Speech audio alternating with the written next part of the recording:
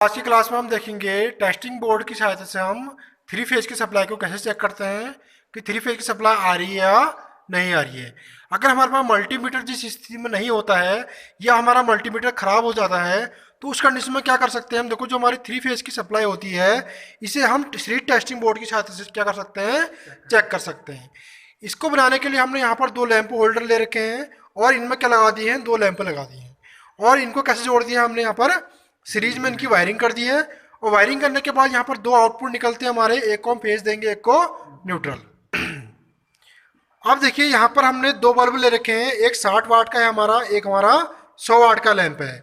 तो यहाँ पर हमें दो 100 वाट के बल्ब लेने होते हैं, मगर हमने यहाँ पर एक 100 वाट का और एक 60 वाट का लैंप लिया है। अब एक बार इनको हम सिंगल फेज की सप्लाई से चेक करते हैं। सिंगल फेज की सप्लाई देते हैं, सिंगल फेज की सप्लाई देने के बाद चेक करेंगे इसको। देखिए तो यहाँ पर होता क्या है, हमारे एक लैंप तो तेज जल रहा है, दूसरा लैंप है हमारा क्या है, यहाँ पर बहुत डिम जल रहा है। अब देखिए सप्लाई देने के बाद क्या होता है, एक लैंप हमारा काफ़ी ग्लो कर रहा है और दूसरा हमारा लाइट क्या है, इसमें डिम है। जो 60 वाट का हमारा लैंप है वो तेज जलता है और जो 100 वाट का लैंप है वो कम जल रहा है। तो यहाँ पर एग्जाम पॉइंट ऑफ व्यू में क्वेश्चन आता है, अगर हम एक 100 वाट और एक 60 वाट के लैंप को सीरीज में कनेक्ट करते हैं तो कौन सा लैंप हमारा ज़्यादा जलेगा। तो यहाँ पर तेज रोशनी कौन दे रहा है, हमारा 60 वाट का लैंप। तो ये क्वेश्चन बहुत इंपॉर्टेंट रहता है एग्जाम पॉइंट ऑफ व्यू की दृष्टि से, और ये हमारा क्या होना चाहिए, यहाँ पर क्लियर हो जाना चाहिए कि सीरीज में कनेक्ट करने के बाद कौन सा लैंप हमारा तेज जलेगा, तो कौन सा जलेगा हमारा 60 वाट का।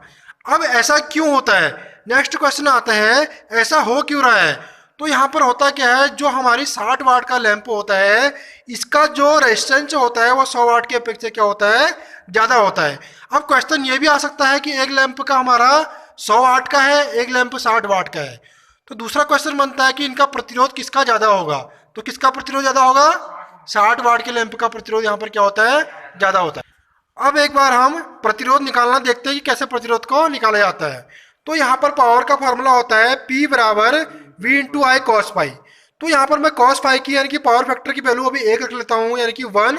तो जब हम इसको यूनिटी मानते हैं, इसको यूनिटी भी कह सकते हो आप, 1 भी कह सकते हो, ठीक है।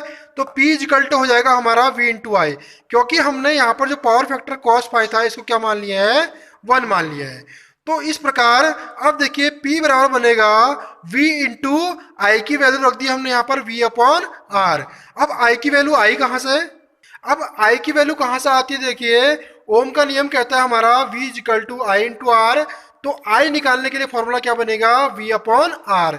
इस V अपॉन आर जो हमारी आई की वैल्यू है, हमने ये आई के स्थान पर उसको क्या कर दिया है, रख दिया है, ठीक है। तो पुट कौन सी वैल्यू कर दी हमने यहाँ पर, आई की वैल्यू। तो हमने यहाँ पर पुट कर दी है आई की वैल्यू। अब हमारा जो फॉर्मूला बनेगा वो हो जाएगा P बराबर इन दोनों की गुणा हो जाएगी आपस में, तो बन जाएगा V स्क्वायर अपॉन आर। तो इस प्रकार हमारा पावर का फॉर्मूला क्या हो गया, P equal to V square upon R. अब वोल्टेज जो हमारी अभी सिंगल फेज में यूज कर रहे हैं, तो वोल्टेज कितनी है, 250 वोल्ट, और हमारी पावर कितनी दे रखी है, 60 वोल्ट। तो 60 वाट बराबर क्या हो जाएगा हमारा, वोल्टेज का स्क्वायर है मतलब 250 इंटू 250 अपॉन आर। अब हमको आर निकालना है तो हम क्या कर देंगे, यहाँ पर क्रॉस मल्टीप्लाई कर देंगे। तो इस आर की जो गुणा होगी वो 60 के साथ हो जाएगी। तो यहाँ पर हमारे पास बचता है 60 आर इजिकल टू हमारा हो जाएगा 250 गुणा 250। अब देखते हैं निकालने के लिए क्या करना पड़ता है, आर इजिकल टू क्या हो जाएगा हमारा 250 गुणा 250, और इस 60 हमारा कहाँ चले जाता है, नीचे। इस प्रकार इस जीरो से ये वाला जीरो कैंसिल हो जाएगा, और 250 और जब 25 की गुणा करते हैं तो आता है हमारा 6250। इसको हमें भाग करना होता है 6 से, नीचे वाले 6 से। तो इस प्रकार हमारा जो रेजिस्टेंस आ रहा है वो आ रहा है 1041.6, क्योंकि हमने पावर यहाँ पर कितनी ली है, 60 वाट ले रखी है। अब देखते हैं कि हम 100 वाट के लैंप का हमारा प्रतिरोध कितना होता है। अब देखिए हम पावर की वैल्यू यहाँ पर क्या करेंगे, नेक्स्ट फॉर्मूले में 100 वाट रखेंगे, जो इस लैंप की बात हो रही है अब। तो यहाँ पर देखिए पावर का फॉर्मूला क्या होता है, P बराबर V स्क्वायर अपॉन आर, जो हमने यहाँ पर इस प्रकार से क्या कर दिया था, वो निकाला था। अब यहाँ पर क्या होगा, देखो पावर की वैल्यू कितनी है, 100 वाट का हमारा लैंप है, वोल्टेज का स्क्वायर करेंगे तो क्या हो जाएगा 250 इंटू 250 अपॉन आर। अब नेक्स्ट जब क्रॉस गुणा करते हैं तो क्या बनेगा, 100 आर, इसकी क्रॉस गुणा कहाँ हो गई, इसके साथ, इजिकल टू क्या हो जाएगा 250 इंटू 250। अब क्या करते हैं, देखो यहाँ पर इस आर की वैल्यू हमें निकालनी है, तो इजिकल टू हो जाएगा 250 इंटू 250 अपॉन इस 100 से क्या कर देंगे, इसको भाग कर देंगे। इस प्रकार इन दो जीरो से ये जीरो और ये जीरो क्या हो जाएंगे, कैंसिल हो जाएंगे। इस प्रकार जो हमारा रेजिस्टेंस आता है वो आता है 625 ओम।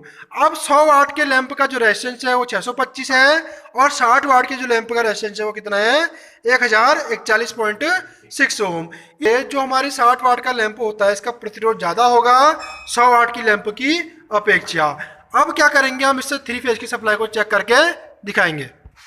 अब देखिए यहाँ पर हमारी 3 फेज की सप्लाई आ रही है, तो यहाँ पर 3 फेज आ रहे हैं और एक न्यूट्रल आ रहा है। ठीक है, अब हम चेक करते हैं कि सारे फेज हमारे प्रॉपर आ रहे हैं या नहीं आ रहे हैं। तो यहाँ पर देखिए चेक करते हैं, हम अब दोनों लाइनों को ले रहे हैं यहाँ पर, फर्स्ट और सेकंड को, और इस प्रकार देखिए हमारे लैंप ग्लो हो रहे हैं दोनों।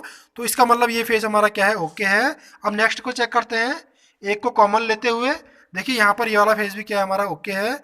अब इसके हम तीनों पॉइंटों को चेक कर लेंगे ऐसे ही। अब हम यहाँ पर तीसरे पॉइंट को चेक कर रहे हैं, और ये भी देखिए हमारे क्या चल रहा है, यहाँ पर दोनों लैंप ग्लो कर रहे हैं। तो इसका मतलब क्या है कि हमारे फेज क्या है, तीनों ओके हैं।